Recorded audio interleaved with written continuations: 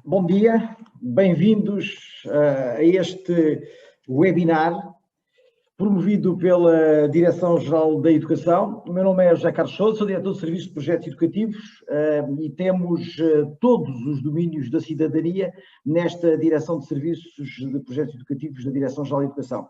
Entre eles, o da igualdade de género. E, portanto, hoje vamos aqui durante cerca de hora e meia falar um pouco sobre igualdade de género. Antes, gostava de fazer aqui um pequeno contexto, antes de fazer os agradecimentos, e dizer-vos que, em termos educativos, queria dar-vos alguns números, dizer-vos que temos cerca de 6.430 docentes, aliás, alunos e alunas inscritos e inscritas.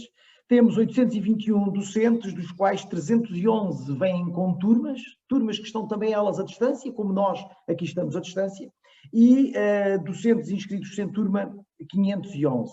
São 123 turmas do 10º ano, 106 do 11º e 81 turmas do 12º ano. É um país presente de Vila Real de Santo António, Amugadouro e de Valença do Minho, Algesur. Portanto, temos aqui o país e vamos tentar, neste pedaço de tempo, otimizá-lo da melhor forma possível e procurar que aquilo que aqui for dito possa ir ao encontro também daquilo que vocês procuram ouvir, e se não for ao encontro daquilo que procuram ouvir, há uma coisa que é muito importante, que vos faça refletir e que vos faça olhar e procurar que aquilo que fazem no dia-a-dia seja ligeiramente diferente daquilo que hoje habitualmente fazem. Dizer-vos da Direção de Serviços de Projetos Educativos, nós trabalhamos com as escolas, com os curadores de educação para a cidadania em cada uma das escolas. São 810 agrupamentos de escolas e escolas não agrupadas no país, no serviço público, e, portanto, é essencialmente para esses que o nosso trabalho é dirigido, e essa direção de serviço tem muito a ver com 3 ou 4 documentos estruturantes, que esta é uma conversa muito para os vossos professores, mas também para todos vós que são alunos do secundário. Ou seja, trabalhamos com aquilo que é o perfil dos alunos a sair da escolaridade obrigatória.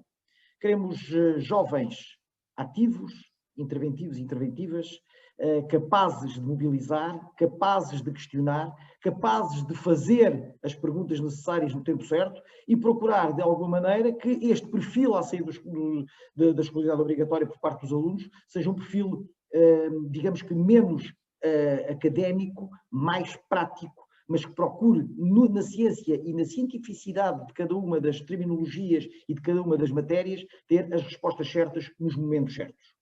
Depois temos, objetivamente, a Estratégia Nacional de Educação para a Cidadania, que devem conhecer, que tem 17 domínios, um deles a igualdade de género. Por isso estamos hoje aqui, hoje no Dia dos Afetos, hoje é o Dia dos Afetos, e enfim é um afeto muito à distância, fazemos aqueles abraços assim, muito apertados, mas muito à distância, claramente, e também porque domingo é Dia dos Namorados.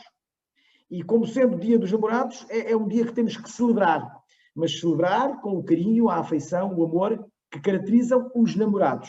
E, portanto, os nossos conferencistas com certeza que falarão também um pouco desse carinho, dessa afeição e dessa relação que tem que existir, de maneira a que a relação, ponham a relação esta, entre aspas, possa subsistir, ser consistente e progredir. Portanto, isto é um pouco aquilo que fazemos para os seus professores e as senhoras professoras, Decreto-Lei 55, Decreto-Lei 54, aprendizagens essenciais, que não havendo para a educação para a cidadania, há claramente, ou para a cidadania e desenvolvimento, melhor dito, há claramente para cada um das disciplinas que concorrem depois para a cidadania e desenvolvimento. E, portanto, é neste prisma que a Direção de Serviços de Projetos Educativos tentou promover este webinar, na sequência de muitos outros que tem vindo a promover, na perspectiva de conseguirmos aqui hoje, neste pedaço de tempo, falar um pouco sobre estas matérias.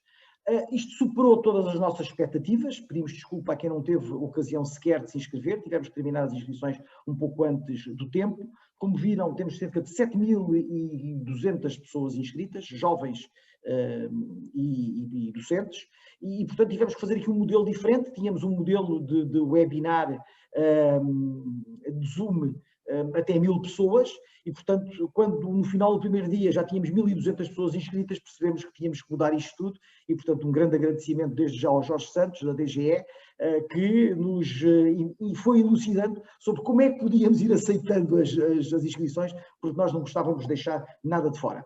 Não está claramente posta de parte a hipótese fundamental de que esta grande aceitação teve a ver com os conferencistas que nós escolhemos para virem aqui hoje, e, portanto, eles estão desde já de parabéns, e vão estar com certeza no final do dia, ou desta pedaço da manhã, de parabéns.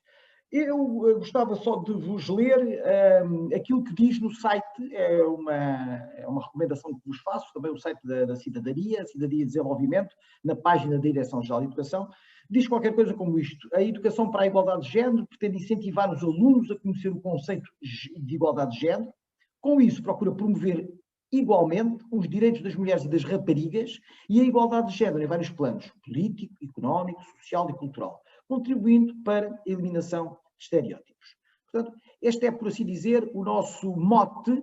É um mote sempre muito no âmbito pedagógico, não tentamos aqui tirar partido do que quer que seja. A igualdade de género é um domínio, a exemplo do que é o domínio dos direitos humanos, do que é o domínio da interculturalidade, da saúde, da sexualidade, dos média, da segurança rodoviária, do bem-estar animal, do ambiente, do desenvolvimento sustentável, enfim.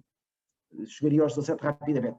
Mas, portanto, é um domínio que está perfeitamente integrado, não é um domínio de que per si se consiga falar só, como não se consegue falar de direitos humanos sem se falar muitas vezes de igualdade de género. E não se vai conseguir falar de igualdade de género sem se falar de direitos humanos, objetivamente. Não se fala de igualdade de género sem se falar de sexualidade. Não se fala de igualdade de género sem se falar de saúde. E, portanto, nós temos que interagir e integrar claramente tudo aquilo que é o nosso dia-a-dia, o nosso cotidiano, e perceber, de alguma maneira, como tudo isto pode passar.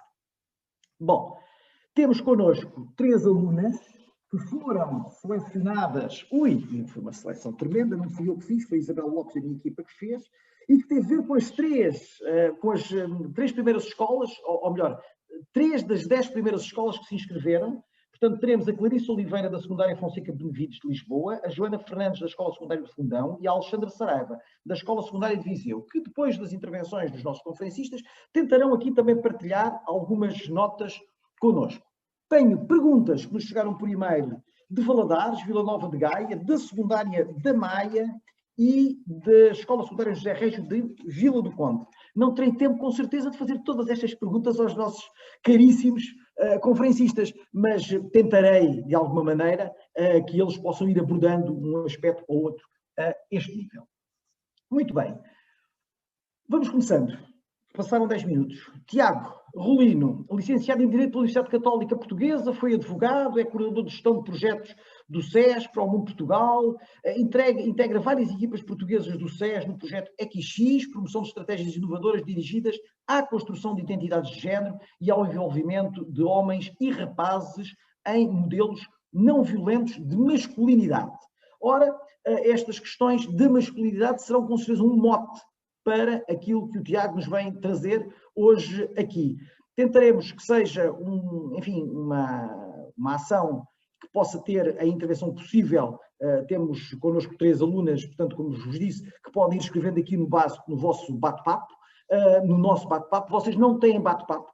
É incomportável um bate-papo para 7.000 assistentes. E, portanto, desistimos. Eu nestas coisas sou muito pragmático, ainda tentámos propor uma equipa de 20 pessoas a olhar para o bate-papo, mas achámos que era preferível não entrar por aí. E, portanto, vamos tentar, na medida do possível, e ver até que ponto aquilo que fica em aberto, e com certeza ficará muito em aberto, poderemos um destes dias voltarmos a encontrar neste mesmo sítio, a esta mesma hora, num outro dia do ano, esperando que nesse momento já estejamos desconfinados. Tiago, bom dia. Muito bom dia a todas as pessoas.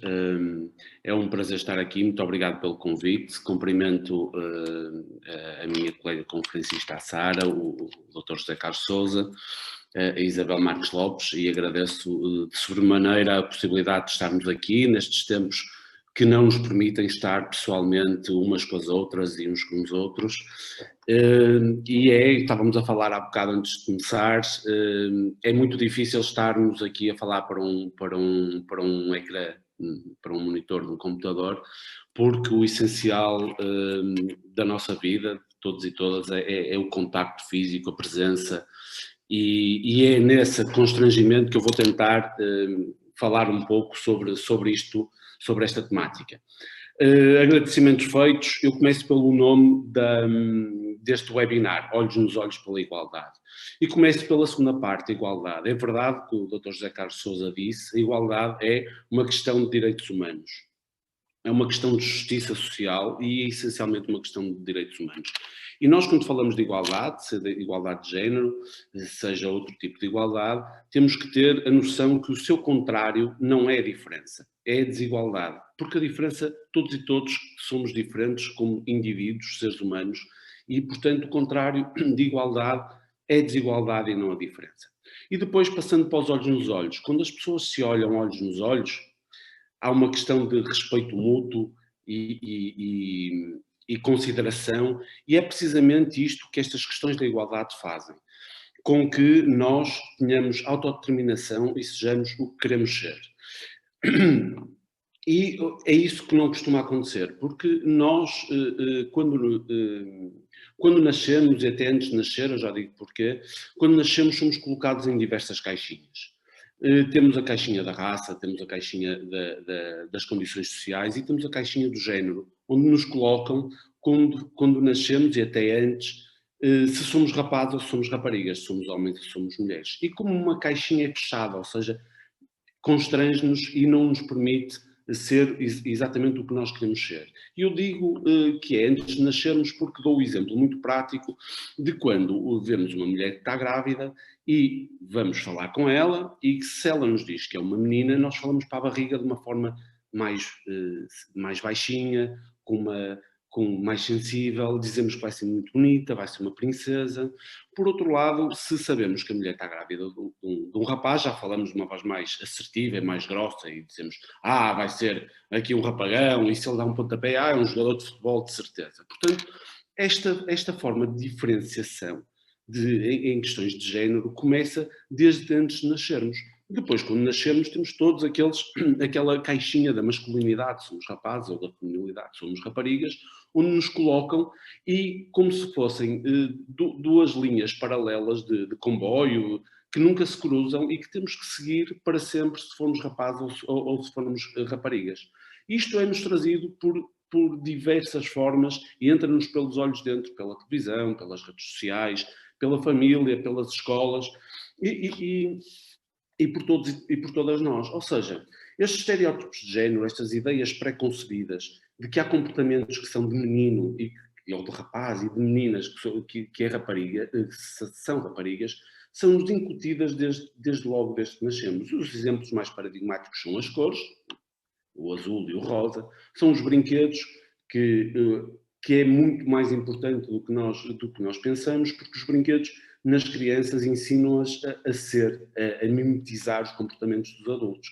E se repararmos, os brinquedos dos rapazes normalmente são mais virados ou para o desporto, ou para as guerras, ou para os carros. Os das raparigas, pelo contrário, são mais virados para a maquilhagem, para as cozinhinhas. Ou seja, nós com os brinquedos já estamos a condicionar o que um rapaz ou uma rapariga vai ser durante a sua vida. Os rapazes mais preocupados com as questões mais práticas, como os carros, das lutas, da violência, as raparigas já têm que ser bonitas, têm que cuidar, têm que ter uma posição de cuidado. Então nós começamos com estas normas de género, que são estes ideais, como os rapazes e como as raparigas se devem comportar e que devem efetivamente ser. E isto é importante porque, como eu disse de início e como o Dr. José Carlos Sousa disse, isso vai nos condicionar a nossa autodeterminação. Não há problema nenhum num rapaz gostar de brincar com carros, gostar de brincar às lutas ou gostar de jogar futebol, assim como não há nenhum problema que uma rapariga goste de brincar com bonecas ou goste de brincar com cozinhas. O problema é o contrário. É quando um rapaz gosta de brincar com bonecas, ou gosta de brincar, ou gosta de se maquilhar, ele já é considerado menos homem, menos rapaz por isso. O problema é que quando nós queremos sair dessa caixinha da masculinidade, ou da caixinha da feminilidade, já somos considerados menos homens ou menos mulheres. E na prática, estamos a condicionar a nossa própria maneira de ser, a nossa liberdade pessoal, a nossa autodeterminação. Estamos a condicionar a nossa vida. E lá está, por isso, esta metáfora das linhas paralelas que nunca se cruzam, que eu tenho que seguir aquele caminho se sou homem, ou tenho que seguir aquele caminho se sou mulher. Nas mulheres há outra que estávamos a falar. Outro dia, na pressão social para ser mãe, por exemplo, para cuidar, que uma mulher é considerada menos mulher se não quiser ser mãe. Ou seja, se quiser sair da caixa da feminilidade, já é considerada menos mulher. Assim como os homens, como eu estou a dizer. E nós vemos isso muito prático quando as crianças, pelo menos no meu tempo, quando se dizia a um rapaz, olha, não saltas daquele muro, não és homem, não és nada. É logo, não és homem, não és nada. Se não fores corajoso, não és homem, não és nada. Jogas futebol como uma menina. Outro, não jogo bem futebol, já sou menina, já não sou rapaz. E isso é uma pressão social para a nossa vida de homens, como para as mulheres. Se gostam, por acaso, de brincar com bonecas, ou, com carrinhos ou de jogar futebol, chamam-se o quê? Marias rapazes. Já não são mulheres, já são Marias rapazes, já não têm um componente que é necessário para a mulher. E eu digo isto, esta é a forma... Ou seja, aqui é preciso fazer num instante uma distinção entre sexo biológico e género. O sexo biológico é determinado à nascença pelos cromossomas, pelos nossos órgãos sexuais, enquanto o género é a forma como somos socializados. São estes comportamentos que, desde que nascemos e em sociedade, nos ensinam e nos obrigam, de certa forma, a fazer. E o de certa forma é muito importante aqui. E como conceitos, como socialização, não é um conceito estanque e vem mudando de época para época, histórica ou não, e de local, ou seja, geograficamente. E eu digo, de certa forma, nos obrigam porque todos e todas nós somos sociedade. Ou seja, não nos podemos descartar, digamos assim, desta responsabilidade, destes estereótipos, destas normas rígidas de género, porque nós fazemos todos parte dessa sociedade e nós mantemos esta sociedade patriarcal e sociedade capitalista. E a única forma de o fazermos é mudarmos e começarmos por cada um e cada uma de nós. Eu comecei num percurso, eu sou homem branco, cisgênero, heterossexual e, portanto, eu estou no topo da cadeia do privilégio e do poder. E, como tal, sou um homem que comete os erros que os homens e aproveito os meus privilégios, e aproveitei durante a vida toda os meus privilégios enquanto homem. E o que eu faço com a minha forma de ser e neste momento é desconstruir-me, ou seja, tentar saber, primeiro tentar perder o meu lugar de privilégio, é muito difícil para alguém perder o seu lugar de privilégio, para um homem ainda mais, e apesar disso, mesmo trabalhando nestas questões, eu não posso às vezes cometer alguns erros que os homens cometem, e por isso é que eu falo que sou um homem em desconstrução. Portanto, o que eu tento é todos os dias desconstruir-me um bocado e perder este meu lugar de fala privilegiado, perder e falar da forma que os outros homens possam também perder. E voltando um bocadinho atrás, estas normas de género tradicionais, aqueles estereotipados, são prejudiciais.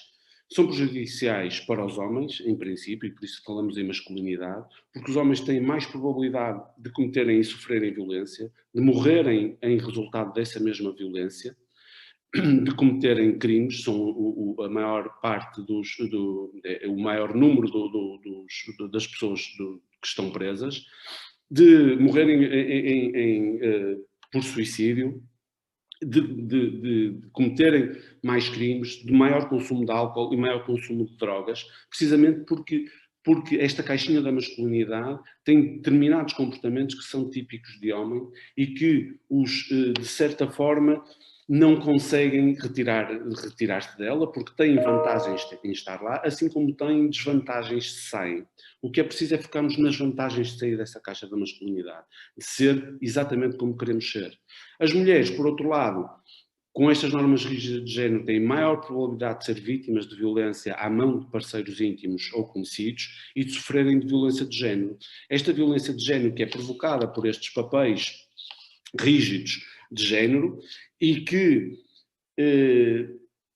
como eu referi, o que é que, a certa forma, aqueles caminhos de serem mais sensíveis, que a sociedade diz que devem ser mais sensíveis, mais preocupadas com a beleza, mais cuidadoras, remetem-nas por uma posição de não poder ou de estarem abaixo dos homens, porque ainda há pouco tempo vemos que a mulher era propriedade do homem, havia uma tradição quando havia um casamento, o pai é que ainda se vê nos filmes, e toda a gente adora os filmes, de que no casamento é o pai ainda que entrega ao noivo, ou seja, parece que há uma transmissão de propriedade de um homem que é o pai para o homem que vai ser o marido, e isto remete-nos a que as mulheres sejam ainda consideradas como propriedades, sejam abaixo na cadeia desta cadeia de poder, e esta relação desigual nesta cadeia de poder que nos leva a situações de violência de género, do qual as mulheres ainda são as maiores vítimas.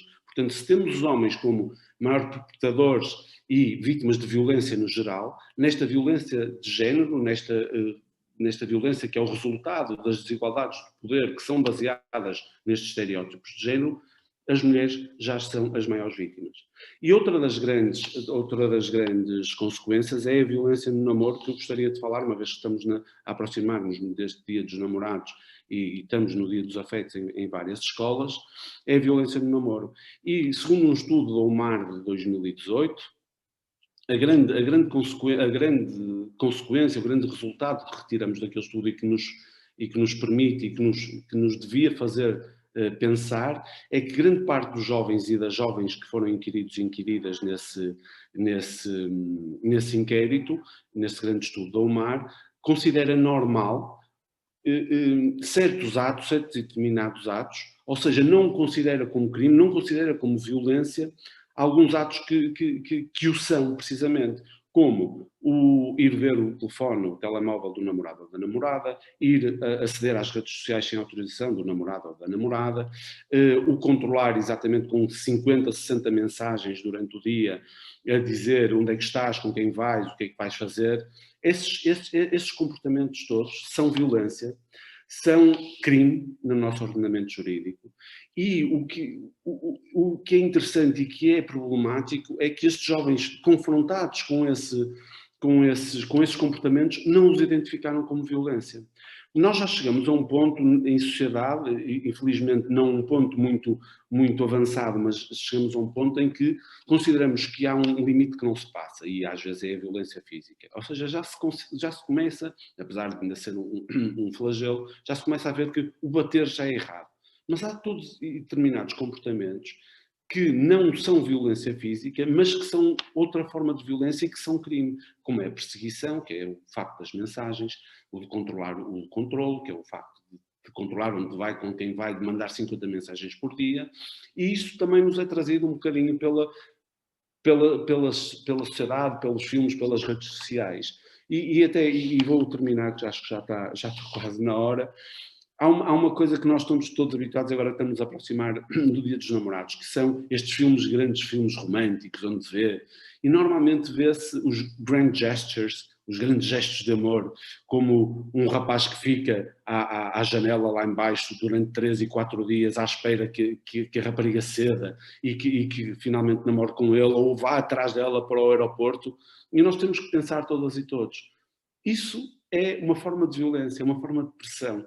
Não deve ser apresentado como essa forma bonita de estarmos a impingir amor a alguém, porque o amor é muito mais que isso, os afetos são muito mais que isso, e para haver amor e afetos em real liberdade, com real autodeterminação, precisamos todas e todos estar no mesmo patamar e estarmos de igual para igual.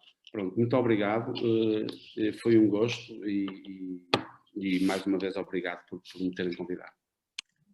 Meu amigo não se vai embora, vai ficar aí até ao fim. O Tiago parece já se queria ir embora, já está.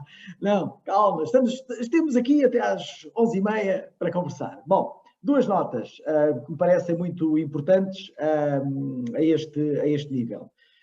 O Tiago aproveita esta questão de eu ter falado, mas eu não sou especialista, os especialistas são eles os dois, não é? Da questão da igualdade de ser um direito humano, e nós temos que ver, assim, seja esta a igualdade de género, seja outro tipo de igualdade, faz aqui uma diferenciação das questões de género, enfim, que passa um bocadinho por isto. Fala das caixinhas separadas, e daquelas caixinhas separadas que nós mesmo dentro da nossa cabeça acabamos por ter e por as separar. Fala-nos do azul e do rosa, dos brinquedos para uns e dos brinquedos para outros. Depois traça aqui uma linha muito interessante entre o sexo biológico, aquele com que nascemos, e o sexo e o género, é aquela forma como somos socializados. Fala-nos de uma coisa que daria para estarmos aqui durante a tarde toda e amanhã a falar sobre o conceito de socialização que tem vindo a ser alterado. Esta questão da socialização, a forma como nos relacionamos, até hoje, quer dizer, estamos todos aqui, mas não estamos aqui, estamos cada um no seu sítio, não é? Portanto, esta socialização é uma socialização complicada. Uma das perguntas que nos chegaram tem a ver genericamente com isto. Como é que estas questões agora da violência se agudizam ou não agudizam com o namoro à distância? É uma coisa que se calhar podemos ir daqui a bocadinho falar disto, mas portanto, estas notas que chegam e que são. O Tiago é um ativista, como me disse um destes dias que estivemos juntos, mas aqui assumiu que é um homem sempre em desconstrução. E eu penso que cada um de nós tem que fazer um pouco isso. É desconstruir-se, sair daquilo que é o seu canon, o seu contexto e tentar pôr-se no lugar do outro, no sentido de perceber genericamente como é que consegue chegar um pouco mais à frente. E pronto, foi isto que nos disse neste pedaço grande, terminando com a questão dos filmes românticos e dos grandes gestos, que são sempre grandes gestos que, com certeza, não sendo de propósito, aproveitamos para introduzir a nossa segunda convidada, que com certeza, e sendo uma personagem, à procura da biografia, sendo uma personagem de filme e de novela e de televisão, a Sara Barros Leitão terá também muito esta percepção. A Sara Barros Leitão é formada em interpretação pela Academia Contemporânea do Espetáculo, iniciou a licenciatura em Estudos Clássicos da Faculdade de Letras da Universidade de Lisboa, conhece-na dos ecrãs, trabalha como atriz, criadora, fundou a estrutura artística chamada Cassandra, em 2020, é uma feminista assumida, ativista por todas as desigualdades e injustiças, incoerente e a tentar ser melhor, revolucionária quanto baste, artista difícil de domesticar, usa o espaço de cena, o papel e a caneta como se fosse uma caixa de fósforo e um bidão de gasolina. Ou um megafone para contar a história nos esquecidos. Recebeu o Prémio Revelação na primeira edição AGAs Teatro Nacional Dona Maria II, galardão de caráter anual de reconhecimento e promoção de talentos emergentes no panorama teatral. E está hoje aqui a nosso convite, a quem agradecemos, para nos falar também destas questões ligadas à igualdade de género. E como é que uma feminista, se assim a posso chamar, olha para tudo isto. Sara, bem-vinda. Olá, obrigada. Olá a todas e a todos que nos estão a ouvir, são muitas pessoas. Olá também para a Escola Secundária da Maia, que eu vi há pouco o nome e foi a minha escola e, portanto, já sei que há uma pergunta dessa escola, portanto, acho que era muito fixe que pudesse depois também ser feita, porque há uma ligação emocional, não é? Muito obrigada pela apresentação e também obrigada ao Tiago, porque foi espetacular foi assim o pontapé de saída certo, até porque há bocado o Zé Carlos falava que nós somos especialistas. Bom, eu não sou certamente especialista e começo já por dizer que fui introduzida como tendo iniciado a licenciatura de Estudos Clássicos, que nunca acabei, mesmo o meu curso profissional do 12º ano demorei muito tempo a acabar, então o meu percurso é todo aos trambolhões, é tudo aquilo que não deve ser, e a primeira coisa que eu queria dizer é, está tudo bem. Tipo, está tudo bem fazer as coisas de outra maneira, fazer as coisas... Está tudo certo, cada um tem o seu percurso, faz as suas coisas ao seu tempo, está tudo certo. Já sabem o meu nome, tenho 30 anos, sou atriz. Acredito que aos vossos olhos 30 anos possa ser já uma pessoa muito velha, porque eu quando tinha 15 achava que as pessoas de 30 eram pessoas muito velhas. Mas a primeira grande novidade que vos posso trazer é que sinto muito mais próxima de vocês do que propriamente das pessoas velhas e dizer-vos que quando se chega à vida adulta se descobre que foi tudo uma grande fraude, ou seja, os adultos não sabem quase nada daquilo que nós achamos que eles sabem, têm muito mais dúvidas do que aquilo que nós achamos que eles têm, são muito mais inseguros do que aquilo que nós achamos que eles são, e portanto isto era assim a primeira coisa que tenho para vos dizer. Sinto-me muito mais próxima do que me sentia também na adolescência. A maior parte das minhas perguntas e dúvidas não foi respondido, pelo contrário, continuo com muito mais anseios. Bem, não aconselho, portanto aproveitem, porque chegar aqui afinal não se tem assim tantas certezas. Mas há uma coisa que eu acho que os adultos, se eu já o sou, não é? Com 30 anos já devia ser, acho que é uma coisa que os adultos sabem e que é uma novidade, acho eu, para as pessoas adolescentes, que é os adultos percebem da adolescência e percebem porque já passaram por ela. Então, isso pode parecer que não e é super constrangedor vermos adultos a falar sobre adolescência e sobre comportamentos e é tipo, por favor, cala-te, sai do meu quarto, não fales sobre isso, não. Mas a verdade é que já passámos por tudo e a segunda grande novidade é que a vida adulta é muito maior do que a adolescência. A adolescência passa super rápido e, portanto, está quase a acabar. Calma. É muito duro ser adolescente, mas está quase. Passa mais rápido do que aquilo que parece. E não que o que vem a seguir seja muito melhor, mas em parte há coisas que são melhores. E, portanto, nesses níveis de sofrimento que se sente quando se é adolescente, está mesmo quase a acabar, ok? O que eu queria dizer é que há muitos temas aqui que nós podemos trazer para este webinar e para esta disciplina de cidadania. O Tiago foi espetacular nestas coisas todas que nos trouxe e que nós podemos agarrar. Claramente podemos falar sobre cidadania, sobre igualdade, sobre feminismos, sei lá, tantas coisas.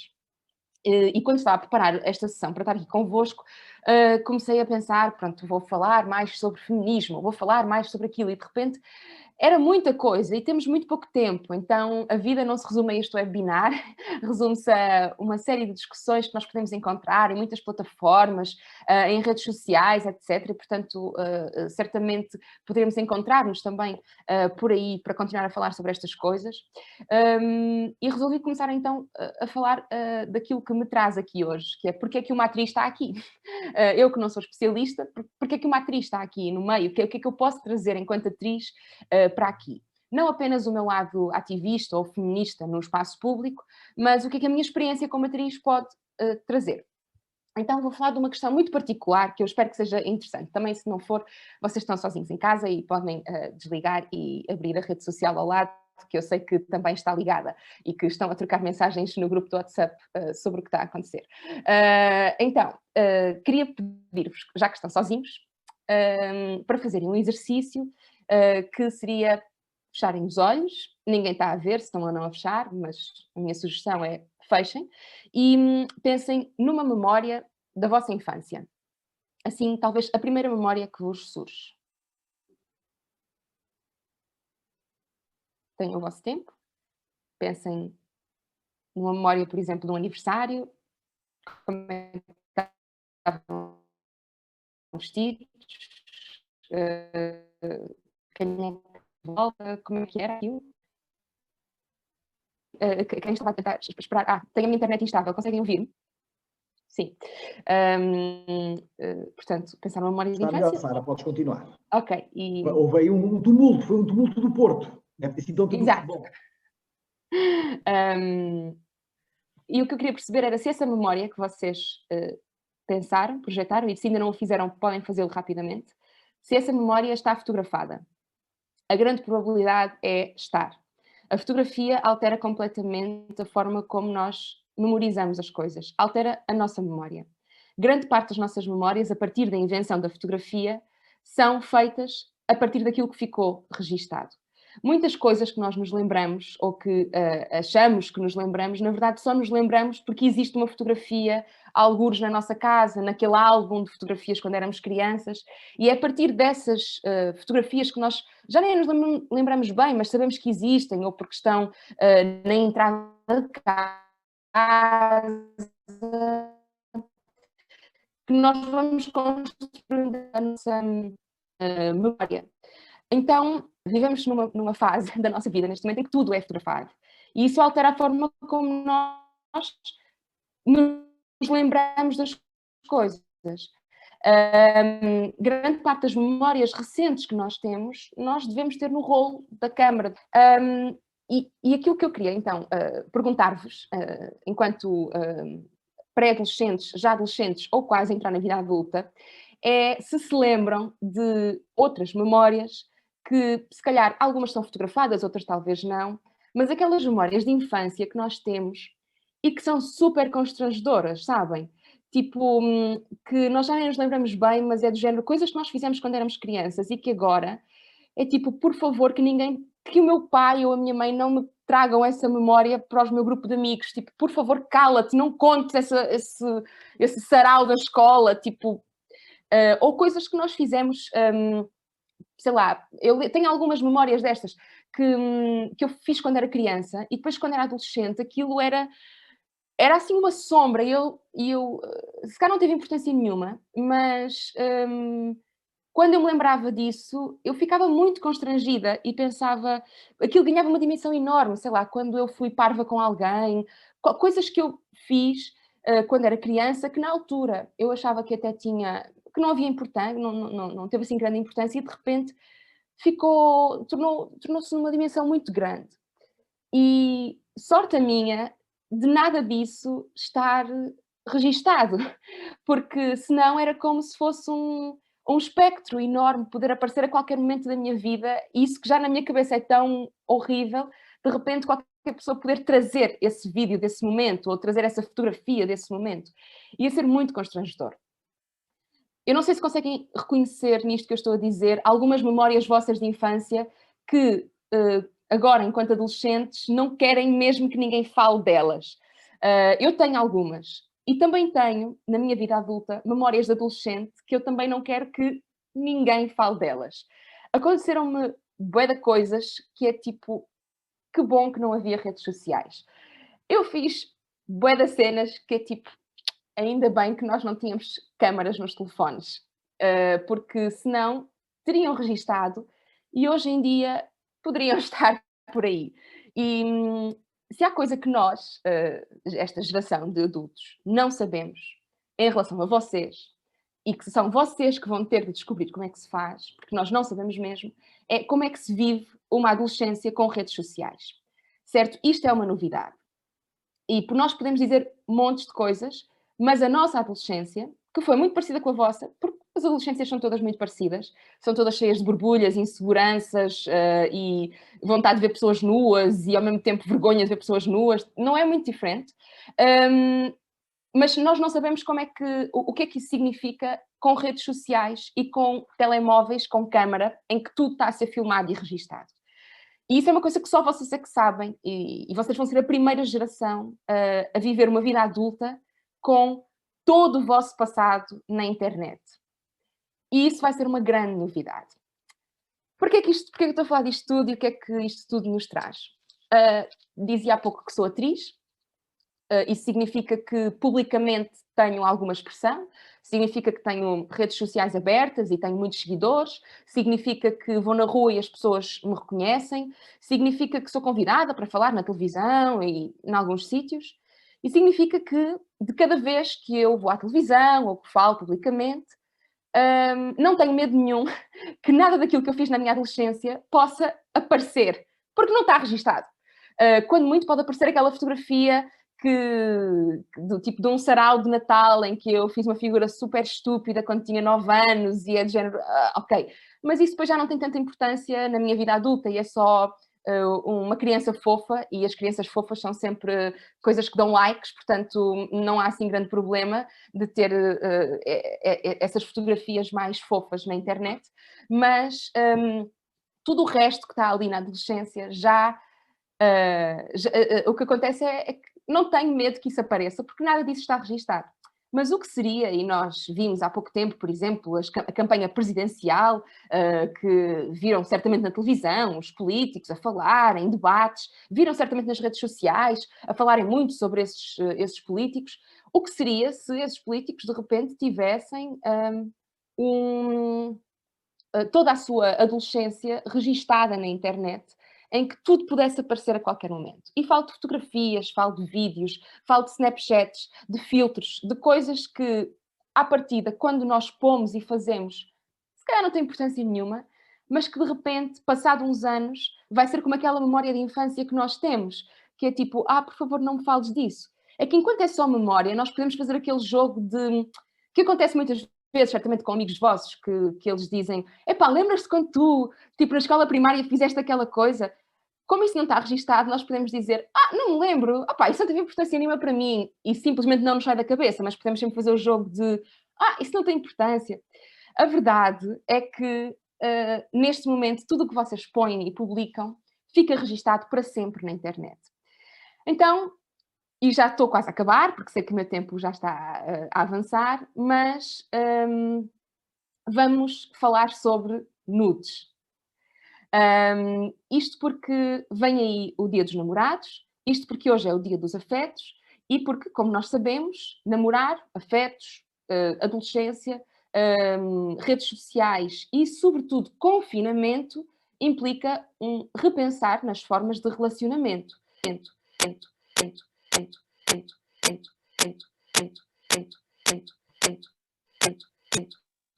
Bloqueou, Sara. Pelo menos para mim. Penso que o Jorge me diga. Bloqueou aqui qualquer coisa. O som do lado da Sara está com problemas a estabilidade da rede dele. Se faz favor, não nos estamos a ouvir agora, Sara, por favor. Está bem? Tens de desligar o som e voltar a ligar, por favor. Ou se calhar sair e voltar a entrar na sessão. Eu proponho que a Sara faça o restart do sistema dela. Ok? Então é preferível sair, Sara, por favor, e voltar a entrar. Peço desculpa. São as tecnologias, quer dizer, se estivéssemos presencialmente, podíamos também nos ter acontecido qualquer coisa, até o som da sala podia ter ficado bloqueado, da mesma maneira, não é? E agora, Sara, tenta lá ligar, por favor, o teu som.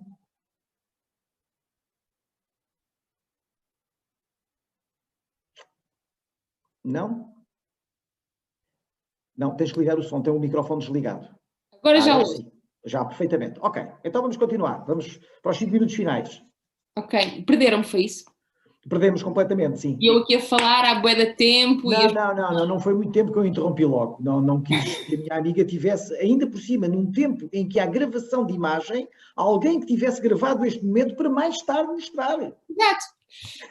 Então eu não sabia onde é que fiquei, mas basicamente o que eu queria... cheguei a falar sobre nudes, ou não? Sim, ias começar exatamente na questão dos nudes. E da questão da campanha eleitoral que tinha havido há pouco tempo e que tínhamos visto todos aqueles políticos na televisão. Certo, então imaginei o que seria, de repente, todas essas coisas, essa adolescência desses políticos aparecer. E a verdade é que estes adolescentes que hoje nos veem vão ser as futuras pessoas que vão estar a dirigir bancos, a trabalhar em supermercados. E, portanto, o que é que significa ter todo esse passado presente na internet? E falava que hoje em dia o confinamento altera completamente as relações que nós temos, as relações amorosas, o namorar, e portanto há uma passagem para o WhatsApp, para outras plataformas, para conseguirmos manter as nossas relações amorosas, nomeadamente o Dia dos Namorados e hoje por ser o Dia dos Afetos. Tudo passa para agora para o digital. E, portanto, é perfeitamente normal que no Dia dos Afetos, no Dia dos Namorados e noutros dias das nossas vidas, nós enviemos para pessoas que amamos, para pessoas que achamos que vão ficar connosco para o resto da vida, para pessoas em que nós confiamos completamente, enviarmos fotografias íntimas, porque isso acontece e, portanto, não vale a pena dizer que não acontece, porque isso é uma coisa que acontece, mas o problema que é quando essas fotografias vazam para outros grupos do WhatsApp das escolas, vazam para a internet, e quão dramático é isso? Então, aquilo que queria trazer aqui, e peço desculpa porque eu agora, como deixaram de me ouvir, eu perdi-me um bocado do meu raciocínio, isto está assim uma grande mescla, mas vocês depois podem fazer algumas perguntas. Aquilo que eu queria trazer aqui para esta discussão sobre cidadania, sobre igualdade, etc., é dizer-vos que, segundo um estudo muito recente, 90% das fotografias e vídeos que são divulgados publicamente de nudes ou de questões íntimas são de mulheres. E isto leva-nos à questão da igualdade de género, ou seja, dizer que sim, mas também vazam fotografias de rapazes, certamente, e é horrível, e vamos parar com isso, ok? Mas negar que isso acontece com 90% de raparigas e mulheres é estar a negar que há aqui claramente uma grande desigualdade de género e uma forma de oprimir estas mulheres. Então, para terminar, se calhar porque já estou aqui há muito tempo a falar e grande parte da minha intervenção não foi ouvida, porque o meu micro foi abaixo, dizer-vos que há aqui, acho que são assim mais ou menos 3 coisas importantes, que se prende com o que é que se escolhe partilhar nas redes sociais, e aquilo que hoje nos parece super inofensivo, mesmo até podem não ser nudes, posso mesmo ser a partilhar nas minhas redes porque quero ter imensos likes e portanto é só uma posição, ou uma parte do meu corpo, ou uma atitude, isso vai ficar para sempre na internet e pode jogar contra nós mais tarde e nós podemos nos arrepender noutros momentos da nossa vida de ter aquilo lá para sempre. E a internet é um sítio em que nós não controlamos, mas não controlamos mesmo. Portanto, tudo o que nós colocamos, perdemos completamente o controle disso. Depois, quando nós enviamos para alguém, essa pessoa é a primeira de uma cadeia de transmissão. E por isso, essa pessoa tem que ter consciência que não pode partilhar conteúdos íntimos que lhe são enviados. Tipo, não pode. Mesmo que já toda a gente tenha partilhado. Se tu recebes, tens de denunciar. Mesmo que já toda a escola tenha visto. Tens de denunciar e está neste momento uma petição para que isso seja um crime público. E estou mesmo a terminar. A violência no namoro, como falava o Tiago há pouco, é uma forma de violência doméstica. E a violência doméstica já é, desde há uns anos, o chamado crime público. Isso significa que qualquer pessoa, em qualquer momento da sua vida, se ouvir os vizinhos a ter uma discussão, se vir alguém na rua, seja o que for, qualquer pessoa pode fazer essa denúncia. Não tem que ser a própria pessoa vítima a ir denunciar. Se eu vejo com os meus vizinhos há aqui qualquer coisa estranha, eu posso ir denunciar porque é um crime público. E aquilo que está agora a tentar ser debatido é que esta questão dos nudes passe também a ser um crime público, ou seja, se vocês recebem, vocês podem também denunciar, não ter que ser só a vítima a ter que fazer essa denúncia. Porque a consequência de nós vermos a nossa imagem reproduzida por todos os WhatsApps da escola pode levar ao suicídio, pode levar a termos de mudar de escola, pode levar a questões dramáticas que podem ser uma vida inteira. Nós podemos ter de mudar de país e existem esses relatos. São questões dramáticas para famílias, para cidades, é muito grave. E prende-se com o último ponto deste webinar, que é a cidadania, que é o que é que eu, como cidadã, que responsabilidade é que eu tenho de não divulgar, de proteger e, sobretudo, de não oprimir e continuar a perpetuar aquela pessoa da escola que teve aquela fotografia que toda a gente viu. Tipo, gente, isso é tão 2020, tipo, bora lá em 2021 parar com isso, bora lá, tipo, achar que porque vimos aquela fotografia daquela pessoa naquele contexto, não reproduzir mais isso, não falar sobre isso, vamos ter um pouco de solidariedade entre todos nós, tipo, aquela pessoa podíamos ser nós. Então, pronto, termino mais ou menos aqui, isto tudo porque acho que é importante para o Dia dos Namorados, o Dia dos Afetos, e para vos dizer que eu, como atriz, estou muito habituada a ter a minha imagem por todo o lado e não ter poder nenhum sobre como a minha imagem é passada. As pessoas fazem memes comigo, alteram, e isso é super doloroso montes de vezes e afeta imenso. E imaginem o que é se a imagem que passa ainda por cima é aprovada por mim, imagina eu ter imagens que não são aprovadas por mim. Portanto, deixo-vos aqui este desafio. Bora lá mudar o mundo. Zé Carlos, interrompe. Ok, eu não queria, mas pronto. Já me vieram dizer aqui que tenho a face muito próxima da câmara e, portanto, às vezes não aparece tudo. Temos que fazer aqui um degradê maior. Bom, 3 notas, Sara, muito obrigado. A Sara começou por nos dizer, principalmente com uma linguagem muito próxima, ou melhor, mais próxima dos jovens do que dos 50 como eu, de cabelo branco, que está tudo bem. E, portanto, a Sara é de uma geração onde não havia perfil dos alunos à saída da escolaridade obrigatória e que era tudo, tinha que saber. Hoje tem que saber fazer, essencialmente. E isso é importante e a Sara mostrou na sua vida, até aos 30 anos, que aprendeu a saber fazer, independentemente de tudo o resto. Falou-nos das memórias da infância, de como tudo é fotografado, das memórias de infância que temos como sendo constrangedoras, da dimensão que cada ação e atitude tem. Tinha no meu tempo, em que praticamente nem máquinas de filmar existiam, e tem no vosso tempo dos jovens, onde tudo vai parar à net, falou da questão das redes sociais e como é que se vive uma adolescência de redes sociais. Aquilo que a Sara aqui falou, um dia destes foi falado em minha casa, no sentido de percebermos o que é que os políticos, estamos a falar essencialmente de políticos, mas podemos falar de professores e professoras, de psicólogos, de contínuos, de quem quer que seja, de pilotos de aviação, aquilo que seja, daqui a 30 anos, daqui a 20 anos, daqui a 10 anos, são os jovens que estão hoje aqui a assistir. E, portanto, todos eles têm uma marca clara naquilo que é a rede social, ou as redes sociais que, entretanto, foram sendo criadas. Depois a Sara teve uma expressão fantástica, no meu entender, que foi a questão da adolescência. É, neste momento, divide-se aqui em 3 partes, que eu consegui apanhar assim: da borbulha à insegurança, passando pelo nu. Portanto, é um misto, claro, de algo que está subjacente na própria adolescência. A nova geração é a primeira que vai viver em adulta com um passado na internet. Depois trouxe as questões que têm a ver com o facto dos nus na internet serem, de acordo com o estudo que citou, cerca de 90% de mulheres. Portanto, há aqui uma desigualdade clara, uma exposição propositada ou não, diria, a este nível.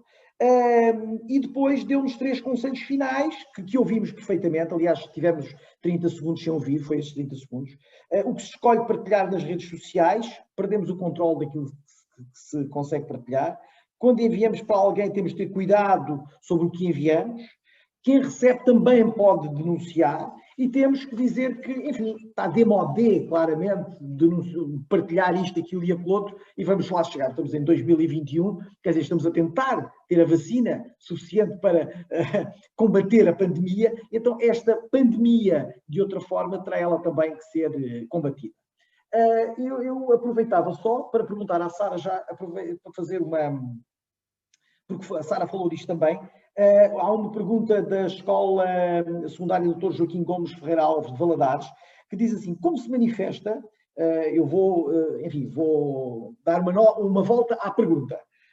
No entender da Sara, como é que se manifesta, como é que se pode manifestar a violência no namoro em termos de relacionamento à distância? Porque a Sara falou também das questões à distância. E como é que isto se manifesta? Manifesta, como o Tiago há pouco aqui referiu, são 60 SMS por dia, 200 WhatsApps, 30 fotografias onde estás ou não sei o quê, 3 telefonemas, pronto. Como é que isto se manifesta com esta relação que temos hoje cada vez mais à distância? Eu acho que o Tiago depois também pode acrescentar aqui as questões. Olá, Valadares, eu estou muito perto, estou no Porto, mas já morei na Granja e já morei em Francelos, por isso estou assim perto. E sim, de facto eu acho que o confinamento traz muitas coisas terríveis, muito difíceis para todos nós, mas quando digo todos nós é mesmo tipo todas e todas nós, adultos, pessoas mais velhas, pessoas mais novas, crianças. É muito terrível para a nossa saúde mental, etc. E tudo se tem de alterar, a forma como nós falamos com os nossos avós, pelo WhatsApp, a tentar, pronto.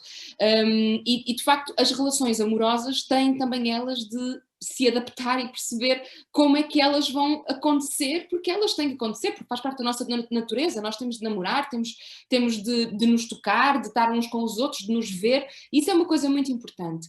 Então, eu acho que esta questão que o Tiago falava é super importante, que é um pouco antes até do que é o confinamento, ou seja, durante os períodos normais de escola, em que estávamos todos juntos, saber as passwords um do outro. Há uma música que eu descobri há uns tempos de uma artista portuguesa que é horrível, tipo, é mesmo horrível, que é Dá-me a tua password. Muito má, tipo, péssimo. E todo o videoclipe é péssimo. Então apelo já ao vosso sentido crítico, que é não comam só aquilo que toda a gente está a comer e tipo, sem se questionar. É de género, aquilo é um videoclipe e vocês já sabem qual é, que é tipo, dá-me a tua password, se me amas, dá-me a tua password, se me amas, dá-me a tua password. E é tipo, um gajo numa baliza e ela a tirar bolas e ele preso à baliza. Pá, que coisa mais horrível. Tipo, tudo o que nós não queremos para nós. Saber a password do outro não é uma cena fixe, não é um ato de amor. eu vivo com o meu namorado há muitos anos e eu não sei a password dele nem ele a minha. Estamos em teletrabalho, ele está ali na sala e ninguém sabe a password um do outro, nem do telemóvel, nada. Não é um ato de amor saber a password. Revisitar redes sociais, perceber o que é que os outros falam, ver as mensagens uns dos outros. Tipo, gente, não. Porque nós temos a nossa individualidade e as relações amorosas servem para nos completar, para nos trazer coisas boas, não é para estar aqui a oprimir. E claramente com o confinamento há toda uma outra dimensão, que é, se eu já não posso estar com a outra pessoa, então como é que eu posso garantir que ela continua a gostar de mim, que não está a falar com outra pessoa? Calma. Acho que é mesmo importante percebermos se a relação é tóxica ou não, porque se nos estiver a deixar ansiosas e ansiosos, nervosos com isto, se calhar temos de repensar nessa relação. E assim, do alto dos meus 30 anos, posso mesmo dizer, tipo, há um mundo inteiro cheio de pessoas tolerantes que vos vão amar. O mundo não é só aquela pessoa. E eu com 15 anos tive o meu maior desgosto de amor, achei que ia morrer quando o meu namorado da escola secundária da Maia, atrás do pavilhão C, acabou comigo, e eu achei mesmo que ia morrer, tipo mesmo, e fui com a minha mãe a um canil buscar uma cadela para tentar amenizar a minha dor, e a minha cadela, isto foi com 15 anos, eu tenho 30, e a minha cadela morreu a semana passada, passados esses 15 anos, e viveu uma vida inteira comigo. Eu tive tantos namorados depois disso, tive tantas relações depois disso, e posso-vos dizer que o meu maior sofrimento foi mesmo a perda dessa minha cadela, que era um amor verdadeiro comigo, e não o David, que eu já nem me lembro bem da cara dele. Então, tipo, há um mundo inteiro à nossa espera. Tiago, não sei se podes acrescentar aqui alguma Muito coisa. bem. Bom, mas a Sara, ficámos a perceber que a Sara ainda se lembra do David, atrás do bloco C. Atenção. Sim, aquilo chocou-me imenso. Pronto, eu sofri muito. E acho muito importante, só para dizer, acho muito importante respeitarmos a dor das pessoas adolescentes, porque elas sofrem mesmo. Isso é fundamental. Quando se chora, chora-se mesmo. Quando se sofre, sofre mesmo. E quando se acha que se vai morrer, acha-se mesmo que se vai morrer. E não estou a minimizar qualquer uma dessas dores. Mas é só dizer, tipo, há outras pessoas. E, portanto, quando nós achamos que se eu acabar com esta pessoa, o meu mundo vai acabar, tipo, não vai. Pode parecer, mas eu posso-vos garantir, tipo, não vai acabar. E se vocês acharem que aquela pessoa não vos faz bem, há um mundo inteiro à vossa espera. Muito bem, sim senhor, obrigado Sara. Uma das perguntas, essencialmente também desta Escola de Valadares, era como é que se detectava uma relação tóxica. Já está, a pergunta já está respondida, ou seja, se sentem bem, se não se sentem bem, ela claramente é tóxica. Tiago, o que queres acrescentar? Se faz favor. Sim, em primeiro lugar, quero dar os parabéns à Sara pela fala dela, que foi muito boa e plenamente oportuna e cheia de significado. Depois acrescentar duas coisas aqui. A primeira é começar por isso mesmo, não só identificar uma relação tóxica de quem a está a sofrer, mas há muitas dúvidas e sabemos que esta vida nova nos coloca muitos desafios que é a primeira vez que estamos a enfrentá-los, e há um truque muito fácil para rapazes e raparigas, mas mais para os rapazes, para sabermos se o que estamos a fazer é correto ou não. E o truque é sempre fácil. Se temos dúvidas, não fazemos. Se temos dúvidas se aquelas 500 mensagens vão ser, não fazemos. Se temos dúvidas se é um sim ou não, não fazemos. Porque quando há consentimento ou quando há a vontade, ela nota-se sempre. Portanto, em casa é o melhor truque do mundo. Quando há dúvida, não. Depois, a pandemia e o namorar à distância. A pandemia não só, e tem havido vários estudos nestes últimos tempos por causa da manifestação da pandemia no estereótipo de género, na masculinidade, e eles apontam alguns dos impactos de género que são muito mais visíveis nesta altura de pandemia que nós vivemos, em 6 áreas fundamentais muito rápido, que são nos trabalhadores e trabalhadoras da linha da frente, no impacto de género na saúde, o trabalho de cuidado não remunerado na esfera doméstica, as dificuldades económicas, a violência de género e pessoas em situação de vulnerabilidade. E no estereótipo de género as coisas são exacerbadas e estas relações de namoro à distância, para já, não há a parte física e, portanto, as pessoas sentem-se muito mais à vontade e muito mais corajosas atrás de um ecrã de computador. Portanto, tudo aquilo que nos sentimos constrangidos e constrangidas a fazer frente a frente, se calhar fazemos mais aqui. E depois é uma altura desafiante para todos e todas nós, em que estamos a viver coisas pela primeira vez, e a Sara disse muito bem, estamos a viver na altura da adolescência, em que deveríamos estar a usufruir ao máximo desta explosão de cores, sentimentos, vontades, e estamos fechados e fechadas em casa. Portanto, os sentimentos aqui, as formas de os manifestar são exacerbados por estarmos fechados e fechadas em casa. E depois há a energia. E eu não quero saber como é que eu seria adolescente neste tempo. Eu acho que não aguentaria muito tempo. Eu acho que temos que reconhecer que os jovens e as jovens estão a viver tempos que nunca nenhum de nós, adultos e adultas, viveu, e será muito mais complicado para eles e elas. Muito bem, as questões, enfim, não é hoje aqui, mas não podemos dissociar das questões da saúde mental também.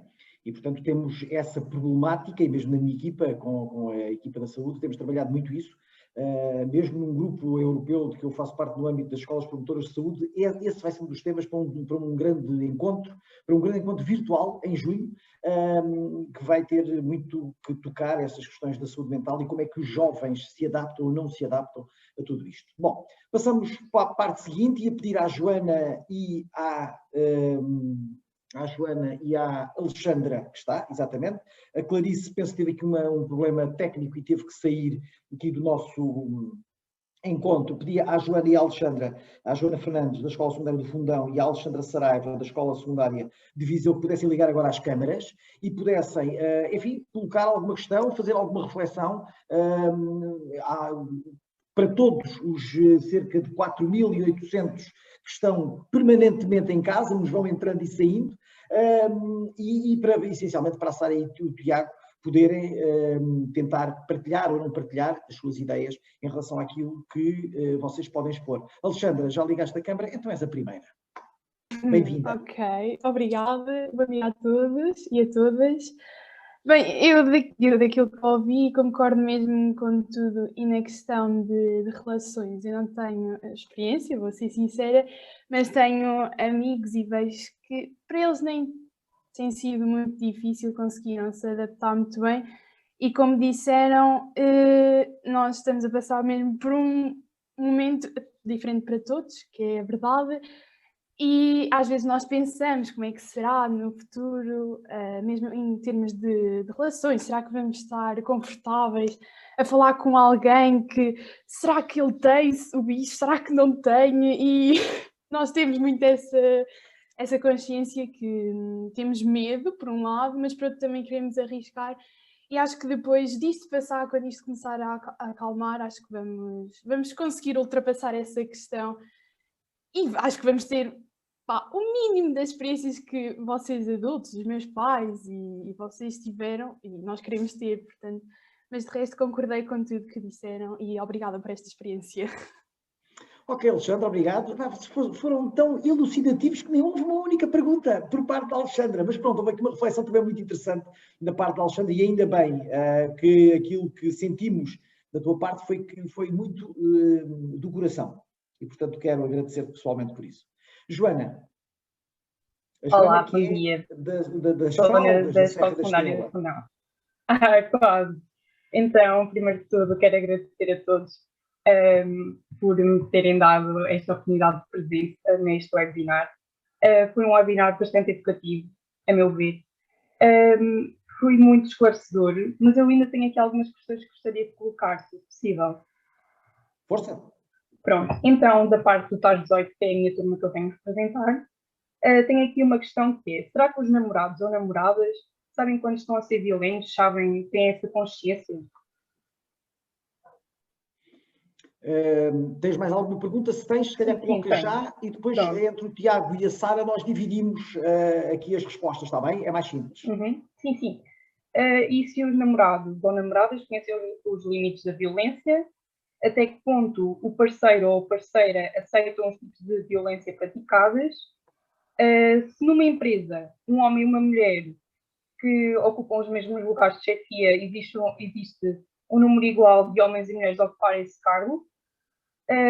Se se havendo um homem e uma mulher a desempenhar as mesmas funções dentro da mesma empresa, quem é que ganha mais?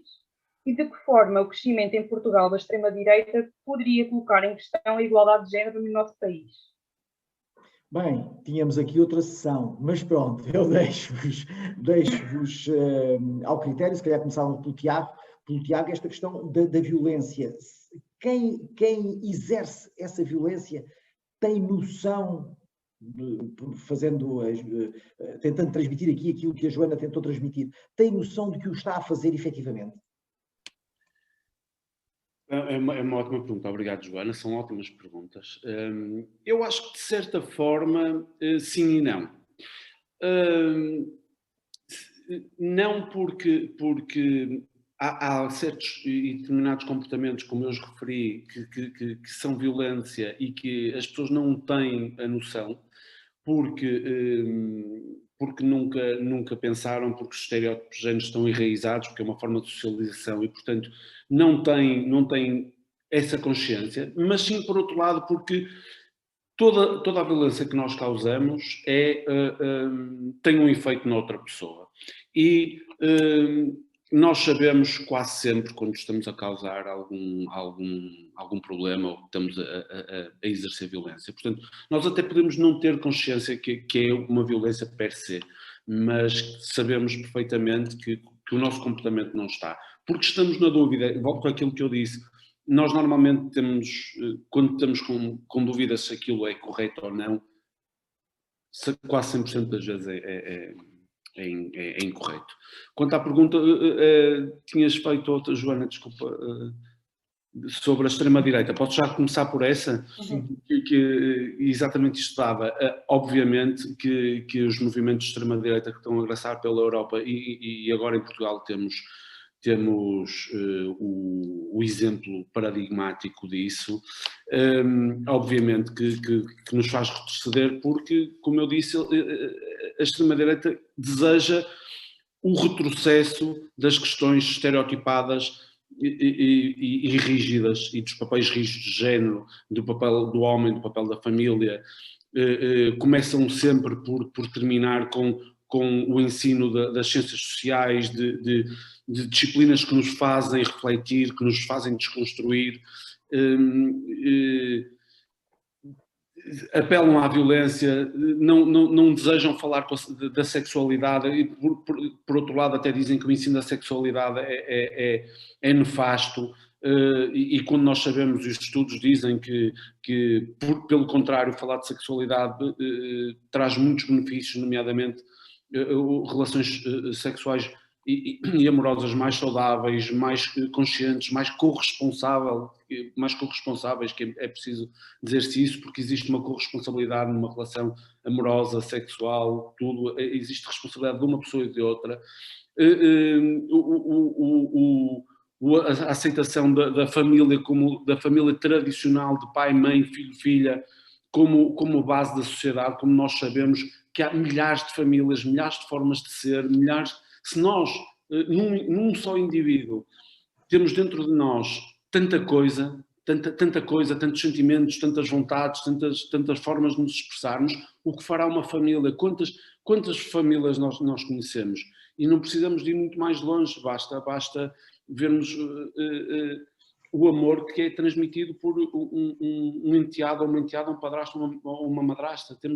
Há várias formas e a extrema-direita deseja só aquela família tradicional. E esse retrocesso significa retrocedermos nós também enquanto sociedade e mantermos estes papéis rígidos de género que têm os problemas que eu falei. Não vou falar muito mais, senão... A última pergunta, Joana, que foi a segunda, que eu não me lembro.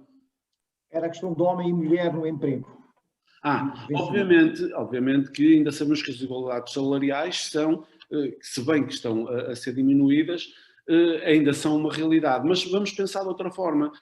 As mulheres ainda são elas que se ocupam do trabalho doméstico não remunerado e de cuidado em casa, ou seja, são elas que ainda pensam, fazem. O pensar é muito importante porque às vezes as tarefas já estão um bocadinho distribuídas em termos físicos de fazê-las, mas o pensar no que se vai jantar, no que é preciso comprar, no que é preciso pôr na mochila do filho e da filha, que isso aumenta o load, ainda não é nem perto nem de longe igualitário. Então, se pensarmos que as mulheres ainda têm mais horas de trabalho em casa que não é remunerada, mas se transformássemos isso em trabalho remunerado, vemos que a diferença salarial é muito maior. Não só ganham menos no trabalho, em termos de dinheiro, em termos monetários, como não fazendo horas que não são remuneradas, mas são necessárias de trabalho em casa, a diferença aumenta. Outra coisa é a licença de paternidade dos homens, que têm que ser mais aproveitadas e tem que ser ainda, a nossa legislação portuguesa já é uma das mais avançadas da Europa, mas ainda teria que ser mais, ser uma licença completamente paga a 100%, igual para homem e mulher e não partilhável, porque eu dou um exemplo muito simples. Acabava com esta pergunta numa entrevista de emprego, por exemplo, a senhora está a pensar em ter filhos, a mulher, porque se o tempo de licença for exatamente igual de um e outro, de uma e do outro, já não há esta dificuldade, já não há isto de vamos perder uma trabalhadora durante não sei quanto tempo, porque o trabalhador também. Isto é um exemplo muito simples de como podemos diminuir estas diferenças nas relações de emprego entre homens e mulheres. Tiago, muito obrigado. Sara, o que queres acrescentar, por favor? Só para não repetir ideias, portanto, concordo exatamente com tudo o que o Tiago disse, tentando assim as 3 perguntas, mais ou menos, se o namorado ou namorada sabem ou não que estão a ser violentos. Estamos com 4.000 ou 5.000 pessoas a ver, então bora fazer um pacto, que é quando sentem que a outra pessoa está a ser, bora dizer e bora a outra pessoa aceitar, tipo, ok, se ele me está a dizer que eu estou a ser violento, se calhar é porque estou. Então, podemos começar por aí, que é começar a criar relações amorosas que sejam também com essa cumplicidade, que é, tipo, eu amo-te, mas não estou a curtir muito essa atitude, estás-me a deixar desconfortável. E a outra pessoa, ok, então se calhar estou a ser violento, vou repensar aqui a minha forma, porque nós estamos todos a construir-nos, não é? Isso também é importante, esse diálogo. E depois, ainda sobre isto, dizer que é muito importante estarmos atentos às relações à nossa volta, dos nossos amigos, das nossas amigas, começar a perceber se acham que aquela relação é estranha ou não, falarmos sobre isso, avisarmos essas pessoas. E uma coisa muito importante, temos que estar especialmente atentos às relações de rapazes e raparigas que, à partida, já são muito à frente.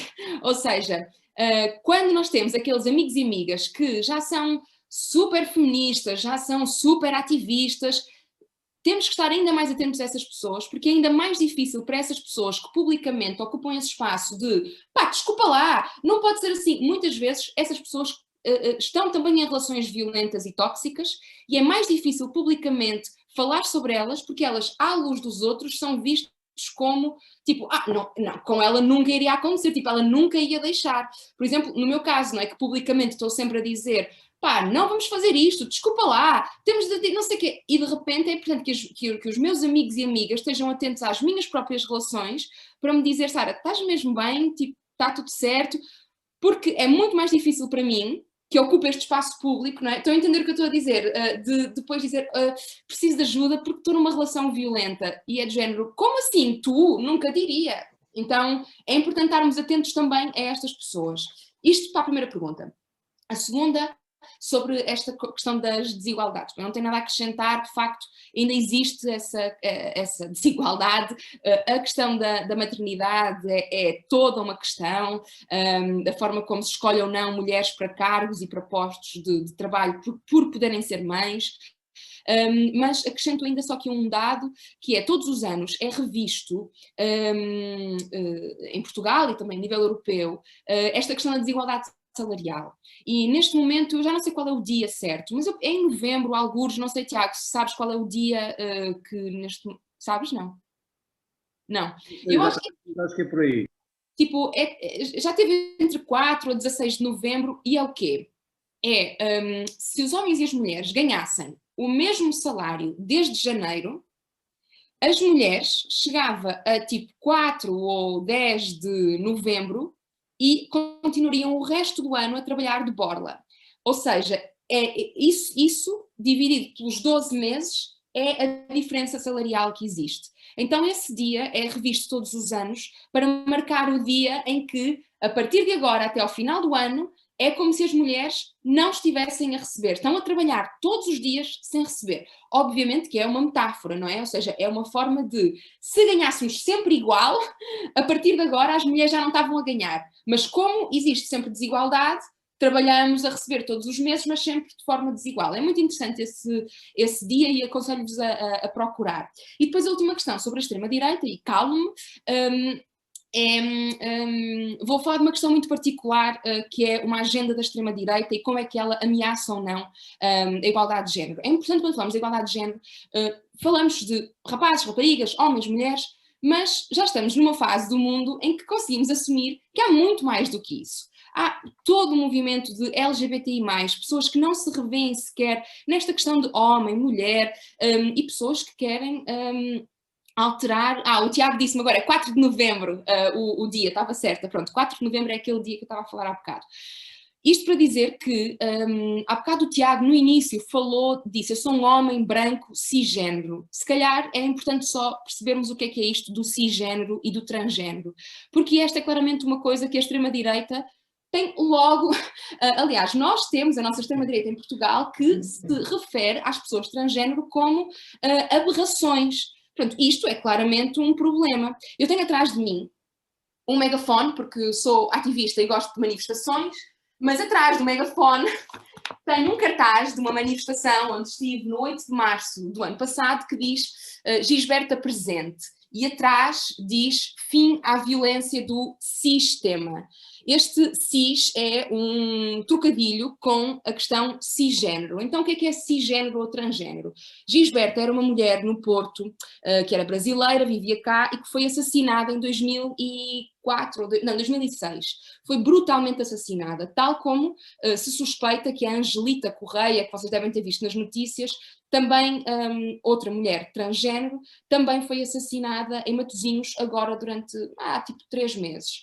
A brutalidade e a violência contra pessoas trans é uma questão que em Portugal ainda não se fala sobre isso. É muito mais fácil falarmos de igualdade de género entre homens e mulheres e esquecemos sempre das pessoas trans, que é uma questão mesmo muito, muito, muito importante. E esta violência ao sistema é esta coisa que nós dizemos, tipo, isto é o nosso sistema, o sistema das leis, etc. E todo esse sistema, que aqui há um trocadilho com a palavra cis, é uma violência que todos nós perpetramos contra pessoas trans diariamente ao negar-lhes a sua existência nas leis, na forma como reconhecemos essas pessoas, nos atendimentos médicos, de cuidados, etc.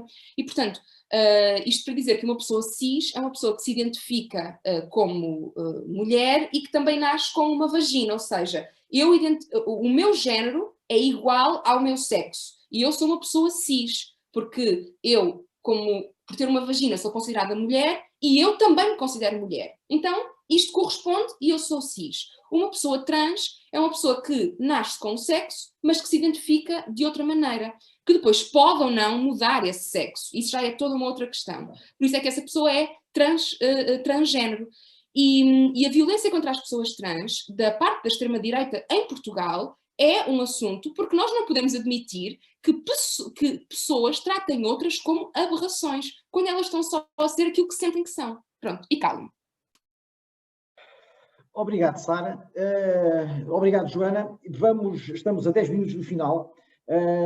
Eu ia pegar numa questão que veio da secundária José Régio, em Vila do Conde.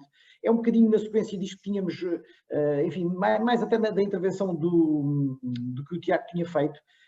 Diz o aluno Miguel Barbosa, do 11º CT1, entre homens e mulheres está cientificamente provada uma distinção física e psicológica. Por exemplo, está comprovado que os homens são mais ambiciosos no âmbito laboral e social que as mulheres. Por isso pergunto, será que realmente existe uma diferença de género a combater numa Europa Ocidental ou apenas existe uma vontade de recorrer ao passado para justificar o presente? Pergunta-nos o Miguel Barbosa. Tiago, 1 minuto. Eu acho que o Miguel deu a sua resposta na própria pergunta que fez, ou seja, como eu comecei por dizer, a diferença, o contrário da igualdade não é diferença, todos e todas somos diferentes. Agora, não podemos ter benefícios, de oportunidades, mais direitos, mais oportunidades, se formos de um género ou de outro. E todas essas características que o Miguel falou são características que foram socialmente imprimidas em nós desde sempre. Os tempos mudaram, obviamente, ser homem e os papéis de género masculinos não são os mesmos agora do que eram há uns tempos, mas foram papéis. Esses papéis, os homens serem mais ambiciosos, é por um papel social, não é uma característica, não é ninguém, e até eu vou-lhe dizer, não, como é que eu sei que eu, homem, sou mais ambicioso que a Sara? Não sei. Há mais diferenças nos homens entre eles do que entre homens e mulheres. E tudo isso são papéis sociais do que o Miguel falou. E não podemos esquecer que cabe a cada um e cada uma de nós sermos o que queremos realmente ser. Eu, se não for ambicioso, não sou homem. Não, eu continuo a ser homem. Eu começo a dizer, eu muitas das vezes nas sessões que dou, e eu gosto às vezes de andar a pintar os olhos, fazer risco nos olhos de preto. Gosto, acho que fico bem, se calhar não, mas é a minha opinião.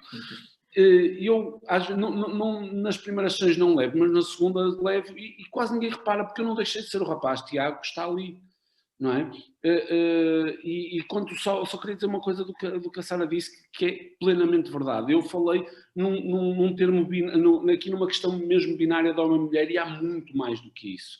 Há muito mais do que o binário homem-mulher, mas às vezes para nos cingirmos a isto tem que se falar. Obrigado. Muito bem. Sara, a revista Y do Público chamou-a, no ano 2020, pequena marxista. Quando a denominam assim, como é que se sente? Sinto-me muito representada. Isso é uma brincadeira, só para explicar aqui rapidamente. Pronto, sabem, fiz telenovelas durante muito tempo da minha vida e se calhar ainda vou fazer noutra fase da minha vida, neste momento não é aquilo que eu quero fazer.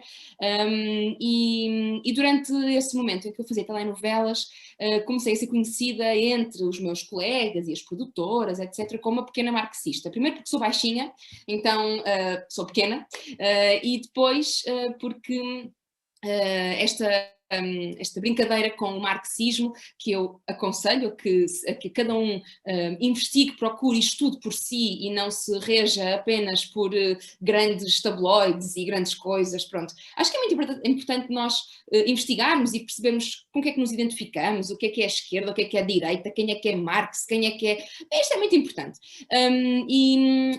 Portanto, chamava-me pequena marxista porque eu tinha todo um sentido de justiça laboral em relação a essa questão das telenovelas. O que é justiça laboral? Por laboral entendemos trabalho. Então eu tinha todo um sentido de que não podemos trabalhar horas a mais, as horas a mais têm que ser pagas.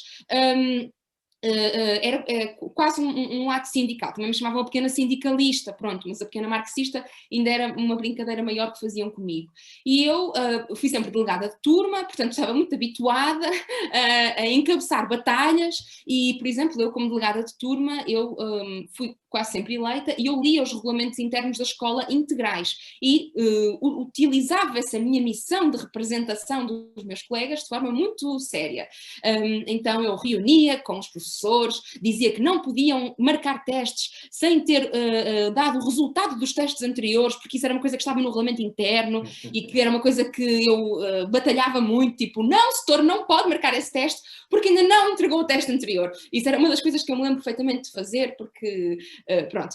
E esta coisa das faltas disciplinares, eu dominava toda essa lógica. E, portanto, isso passa para o mundo do trabalho um bocado assim, que é eu saber o código de trabalho e não deixar que haja toda uma série de aproveitamentos aos trabalhadores que, à partida, são quem está mais vulnerável e por isso é que me chamavam a pequena marxista. Acho que continuo um bocado assim. Imagino que feministas como Carolina Beatriz Anjo, Ana de Castro Osório, Maria Veleda, Domitila de Carvalho, Maria Lamas, lhe digam bastante, principalmente porque escreveu também que os livros salvam vidas e o feminismo salva o mundo. Acredita mesmo nesta questão de que o feminismo salva o mundo? Num minuto.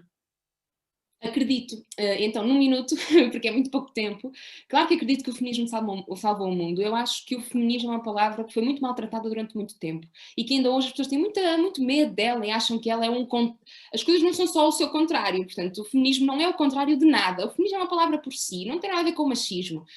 A semelhança semântica pode nos levar a isso, mas não tem mesmo nada a ver. O feminismo é muito importante e é uma luta de homens, de mulheres, de todas e de todos.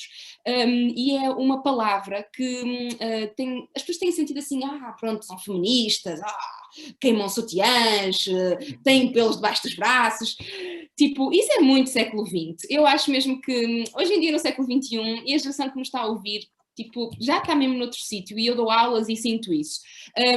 Porquê é que eu acho que o feminismo salva o mundo? Porque o feminismo é uma palavra onde cabem muitas palavras lindas, belas, maravilhosas.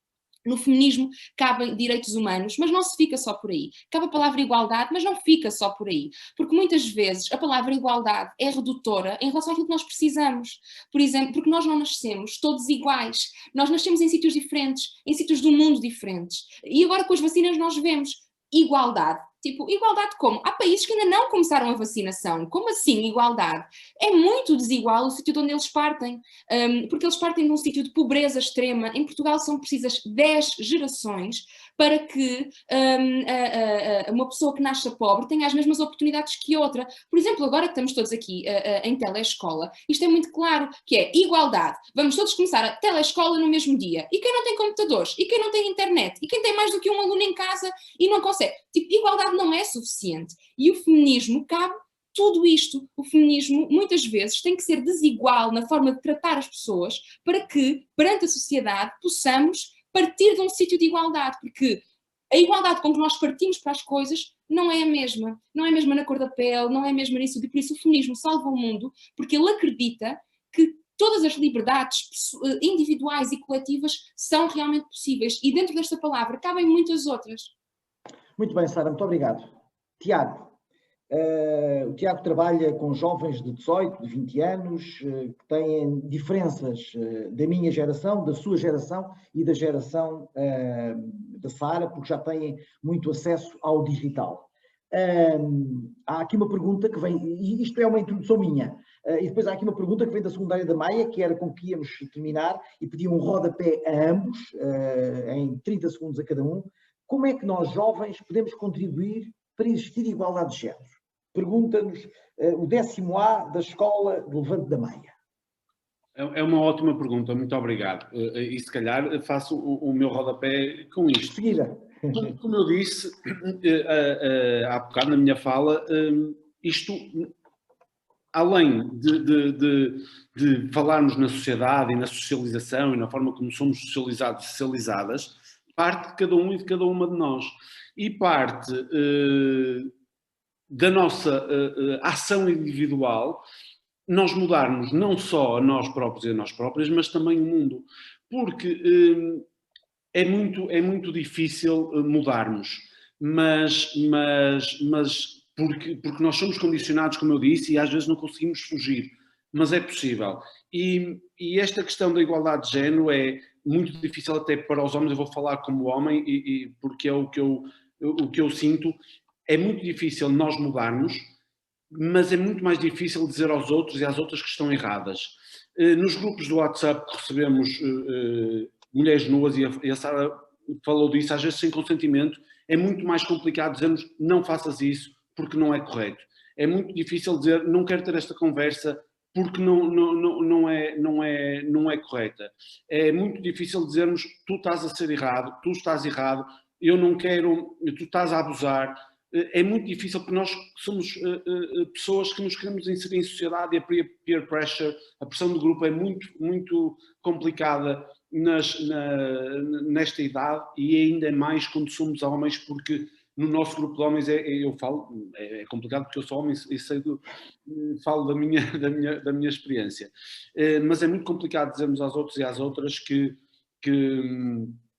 estão errados, e especialmente aos nossos colegas homens. Uma coisa, a minha coordenadora, a Tatiana Moura, que é a coordenadora dos meus projetos, a doutora Tatiana Moura, tem uma metáfora que é muito gira sobre esta coisa da igualdade de género. Não sei se eles agora e elas veem isto, mas na nossa altura, o filme Matrix, em que a certa altura alguém dá ao herói a escolher entre tomar uma pastilha vermelha e uma pastilha azul. A pastilha vermelha ele continuava a ver o mundo como ele era até agora. Portanto, nunca mais via, mantinha a visão do mundo que estava. E a pastilha azul, ele começava a ver as coisas que eram Matrix como realmente são. E ver essas igualdades. Eu acho que entrar no feminismo e nestas temáticas de igualdade de género é um bocadinho tomar a pastilha azul. Nunca mais vemos o mundo de outras formas e estas coisas parecem-nos sempre muito diferentes e é a partir daí que nós mudamos o mundo, porque não basta não ser racista, não basta não ser machista, não basta não ser desigual, temos é que ser antirracistas, antimachistas, anti-homofóbicos, transfóbicos, LGBTQI+, fóbicos. Temos que ser ativistas, cada um e cada uma de nós, e começar por nós próprios e próprias. Muito obrigado, Tiago. Sara, como é que os jovens conseguem transformar isto tudo? A Sara já tomou a pastilha e o Tiago também, não é? Portanto, tomaram a pastilha certa. Como é que se pode transmitir e ajudar nesta transformação? É também pelo exemplo, pelo ativismo? Vou ser rápida, sei que estamos mesmo no final do tempo. Nós sentimos sempre que somos muito pequenos para fazer a mudança. Pronto, isso é uma coisa que toda a gente sente, tipo, toda a gente sente, que é muito pequeno para fazer a mudança e que não vai resultar. Quem sou eu? Eu não tenho quase amigos, não tenho quase seguidores nas redes sociais. As mudanças, as revoluções e mudar o mundo começa sempre por nós e nós a contaminar outra pessoa. Se nós conseguirmos mudar-nos e mudar outra pessoa, essa pessoa vai mudar outra e é assim que se faz a revolução e é assim que se muda o mundo. Por isso, para responder à pergunta de forma muito concreta, não vale a pena aspirar a grandes coisas globais que depois sentimos que nós não conseguimos ser uma Greta que consegue mobilizar o mundo inteiro e isso deixa-nos numa ansiedade enorme e depois ficamos parados e não fazemos nada. Como é que se consegue despertar para a igualdade de género? Nas ações diárias, na forma como eu trato as pessoas à minha volta. Se as pessoas me dizem que querem ser tratadas por homens, mulheres ou por outro nome, eu trato. Não xingar, não ofender, parar com isso. Despertar as pessoas à minha volta para isso. Jantares de família, natais, aqueles tios que é tipo... Não admitir esse tipo de conversas aqui, estudar e começar a percebermos o que é cisgénero, o que é transgénero, começarmos a ter esse vocabulário para depois podermos nos jantares dizer olha, eu acho que estás a ser um bocado homofóbico e explicar porquê, não perpetuar piadas, começar a tentar mudar a forma como nós usamos a nossa linguagem, tipo parar de usar a palavra lista negra, porque se calhar lista negra não é muito fixe, porque se calhar as pessoas que são negras não gostam muito de ter sempre a ver isso conotado com uma coisa negativa. Começar a policiar-nos, começar a perceber isso.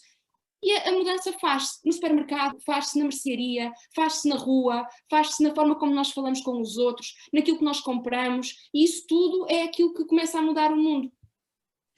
Muito obrigado, Sara. Vou aqui distinguir um beijinho para a Sara, um forte abraço ao Tiago, mas podia ser um beijinho ao Tiago e um forte abraço à Sara, porque o abraço fica sempre bem, em todo lado. Podia ser um beijinho para mim, não tenho problema. Não tem problemas com isso, eu também não. Portanto, um agradecimento a ambos, um agradecimento à Joana e à Alexandra, aos que colocaram perguntas por mail, aos alunos e alunas que estiveram connosco nesta manhã, aos docentes, mais de 800 que connosco partilharam toda esta informação, à minha equipa da DSPE, Isabel Lopes, Cristina Neves e Emília Pedrosa, aos nossos santos a quem agradeci inicialmente e, mesmo à distância, o que pretendemos hoje aqui foi alertar, comunicando para as questões da igualdade de género. Soube a pouco, mas desafio cada um dos jovens que está lá do outro lado a continuarem este debate. Contem connosco, contem com os vossos professores, contem com as vossas comunidades educativas. Protejam-se, mantenham-se em casa e lembrem-se sempre, a vida precisa que todos os dias somemos mais vida aos nossos dias e não somente dias à nossa vida. Tudo bom? Encontramos por aí. Muito obrigado.